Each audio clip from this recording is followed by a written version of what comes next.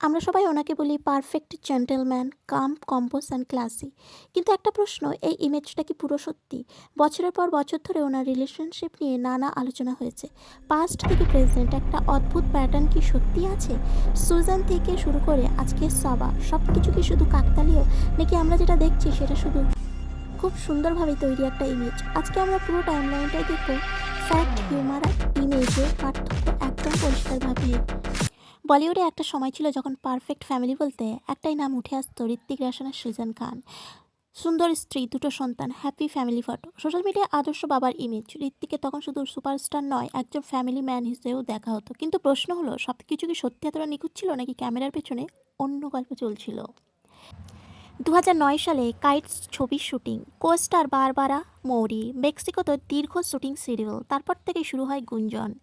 Shooting শুরু হবার পর থেকেই খবর আসতে থাকে দুজনের কেমিস্ট্রি শুধু ক্যামেরার সামনেই সীমাবদ্ধ নেই। এখন ইন্ডাস্ট্রিতে একটা কথা প্রচলিত, দীর্ঘদিন একসাথে কাজ করলে আকর্ষণ তৈরি হওয়া অস্বাভাবিক নয়। অনেকেই মনে করেন সুজান প্রথমে বিষয়টাকে সেইভাবে নিয়েছিল।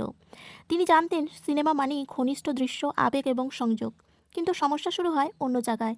সিনেমা শেষ হওয়ার পরেও যখন গুঞ্জন থামলো না, যখন বলা হতে লাগলো যোগাযোগ বজায় ছিল, তখন থেকেই নাকি সম্পর্কের অস্বস্তি বাড়তে থাকে। শুটিংয়ের সময়ের ঘনিষ্ঠকতা আর সিনেমার শেষের পরেও ইমোশনালি কানেকশন, এই দুটো এক জিনিস নয়। অফিসিয়ালি কেউ কিছু স্বীকার করেননি, কিন্তু অনেক পর্যবেক্ষণেই মনে করেন এই অধ্যায়টা ছিল ভাঙনের সূচনা। Or we write the same thing. Like if there has to be a time where I'm not with Ritik for whatever reason, I don't think I would want to move on with my life. I can't imagine my life without him. I think I'm too attached. জীবনের বড় সিদ্ধান্ত নিতে সময় লাগে। তিনি নিজেকে মানসিক ও আর্থিকভাবে শক্ত করে তুলতে চেয়েছিলেন। তিনি চাননি তার জীবন অন্য কারোর গল্পের পুনরাবৃত্তি হোক। এই লাইনটা খুব গুরুত্বপূর্ণ, কারণ অনেক সময় মানুষ সম্পর্কে ফাটল টের পেলেও সঙ্গে সঙ্গে বেরিয়ে আসতে পারে না। পরিবার, সন্তান, ভবিষ্যৎ সব ভেবে সিদ্ধান্ত নিতে সময় লাগে। এর আগেও কিন্তু ঋত্বিকের নাম জড়িয়েছিল করিনা কাপুরের সঙ্গে। শোনা যায় ওদের ঘনিষ্ঠতা নিয়ে পরিবারে অস্বস্তি তৈরি হয়েছিল। কিছু রিপোর্ট বলেছিল করিনার মা ববিতা নাকি একবার ওদের লক অবস্থায় দেখেছিলেন। যদিও এইসব মিডিয়া রিপোর্ট প্রমাণিত কিছু নয়। পরে নাকি রাকেশ রোশন হস্তক্ষেপ করায় ব্যাপারটা ম্যানেজ করেন। সত্য কিনা আমরা জানি না, কিন্তু নাম জড়ানোটা বারবার হয়েছে, এটা অস্বীকার করা যায় না। এমনকি পরবর্তীতে একটা ছবির শুটিংয়ে ক্যাটরিনা কাইফের সঙ্গেও কেমিস্ট্রি নিয়ে অনেক আলোচনা হয়েছে, তাদের অ্যাফেয়ার নিয়ে অনেক কথা হয়েছে, কিন্তু আবারও অফিসিয়াল কিছু প্রমাণ নেই। কারণ তখন মিডিয়ায় সব কিছু বড় পাওয়ার বা বলিউড ইন্ডাস্ট্রির ওপর থাকতো, কারণ তখন এত সোশ্যাল মিডিয়া চলছিল না, সব কিছু ডিলিট করার তাদের হাতে সেই স্পেসটা ছিল। কিন্তু প্যাটার্নটা কি চোখে পড়েছে? একবার নয়, দুবার নয়, বারবার কোস্টারের সঙ্গে নাম জড়ানো। তারপরেই আসে মেক্সিকের অধ্যায় কি শেষের শুরু? এটা নিশ্চিতভাবে বলা যায় না, কিন্তু টাইমলাইন দেখলেই কাইটস 2010 সালে, ডিভোর্স 2014 সালে, মাঝের এই 4 বছরের সম্পর্কের দূরত্ব স্পষ্ট হয়ে উঠেছিল। এখানেই আসে আসল প্রশ্ন, যদি একজন বিবাহিত মহিলা সেই পুরুষটিকে বারবার সুযোগ দেয়, তাহলে আর বিবাহিত পুরুষের নাম বারবার কোনো কোস্টারের সঙ্গে জড়ায় এবং সেই সময় তার স্ত্রী অস্বস্তি বোধ করেন, তাহলে সেটা কি বলা যায়? শুধু গসিপ, নাকি ইমোশনাল চিটিং? চিটিং মানেই শারীরিক সম্পর্ক নয়, অনেক সময় ইমোশনাল সীমা অতিক্রম করাও একটা সম্পর্ক ভেঙে দিতে পারে। আর যদি সেই সীমা বারবার ছোঁয়া হয়, তাহলে প্রশ্ন তো উঠবেই।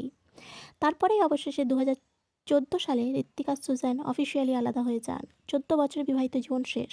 কারণ হিসেবে বলা হয় মিউচুয়াল ডিসিশন। কেউ কাউকে প্রকাশ্যে দোষ দেননি, কিন্তু নীরবতা কখনো কখনো শব্দের থেকেও বেশি কথা বলে। এবং এখানে একটা গুরুত্বপূর্ণ বিষয় আছে, ডিভোর্সের পর সুজান খানও পরবর্তী নতুন সম্পর্কে জড়ান। বর্তমানে তিনি আরসালান গনির সঙ্গে সম্পর্কে আছেন। ঋত্বিকও এখন সাবা আজাদের সঙ্গে ওপেন রিলেশনশিপে আছে, অর্থাৎ জীবন থেমে থাকেনি কারোর। তাই পুরো বিষয়টা একতরফা বলা যায় না। ডিভোর্সের পরেই দুজনেই এগিয়ে গেছেন। বি টাউনের controversial relationship, Kangana versus Hrithik. কিন্তু সত্যিকে কাঙ্গনা, আমরা রিলেশনে ছিলাম, ও আমাকে ব্যবহার করেছে। ঋত্বিক, আমি কখনো ওকে ডেটই করিনি। কাঙ্গনা, ইমেল আছে, প্রমাণ আছে। ঋত্বিক, সব ফেক, কেউ আমার নামে আইডি বানিয়েছে। ন্যারেশন, বিতর্ক গড়ায় কোর্ট পর্যন্ত, অভিযোগ পাল্টা অভিযোগ। কিন্তু আজও রহস্য রয়ে যায়, কাঙ্গনা ঠিক নাকি ঋত্বিক? আপনি কার পাশে? আর এখন ওপেন রিলেশনশিপে আছে ঋত্বিক রোশন আর সাবা আজাদের সাথে।